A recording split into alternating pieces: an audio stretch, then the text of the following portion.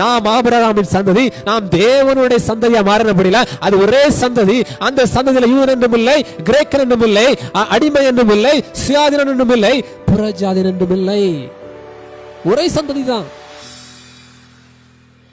வேற வேற சந்ததியா இருக்கும்போதுதான் ஜனங்கள் பிரிந்திருப்பாங்க. நீ யூதன், நீ கிரேக்கன், நீ அடிமை, நீ சுயாதீனன். ஆனால் கிறிஸ்து இயேசுக்குள்ளாக ஞானஸ்நானம் பெற்றவர்கள் எத்தனை பேர்களோ, அவர்கள் எந்த மதத்தை சார்ந்தவர்களா இருந்தாலும், எந்த இனத்தை சார்ந்தவர்களா இருந்தாலும், எந்த ஜாதியை சார்ந்தவர்களா இருந்தாலும், எந்த தேசத்தை சார்ந்தவர்களா இருந்தாலும், அவர்கள் கிறிஸ்துவுக்குள்ளாக ஞானஸ்நானம் பெறும்போது என்ன பண்றாங்க?